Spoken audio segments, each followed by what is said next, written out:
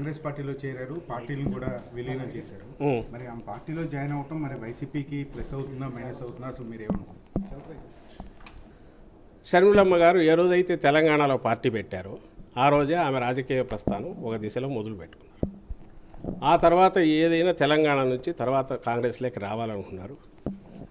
దాని వెనక ఎవరున్నారని కూడా ప్రజలకు, దేశానికి అందరికీ తెలుసు.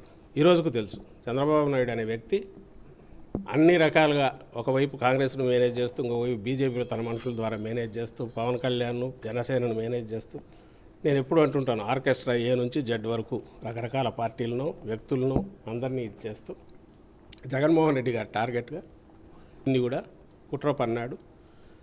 రకరకాల దీనిలతో ఇప్పుడు ఏదైతే షర్మిలమ్మ గారు చేరారో అది జరిగిందని మేము భావిస్తున్నాం. ఎందుకంటే అంతకుముందు జరిగినవన్నీ అవే కనపడుతున్నాయి.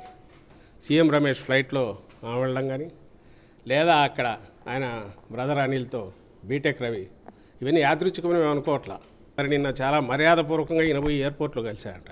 ఎయిర్పోర్ట్లో ఎట్లా మర్యాదపూర్వకంగా బీటెక్ రవి కలుస్తాడు నాకు అర్థం కాలేదు. వాళ్ళు వెళ్ళి కలవడము. సో ఇవన్నీ వరుస పెట్టి ఆ తర్వాత అక్కడ ఢిల్లీకి సంబంధించి మాట్లాడడంలో కానీ వీటన్నిటిలో వాళ్ళ ప్రయత్నాలు అన్నీ జరుగుతున్నాయి. అందరికీ తెలిసినవే ఇవి. దీంట్లో ఏదైనా కనపడితే చంద్రబాబు కుట్రకోణం కనిపిస్తుంది.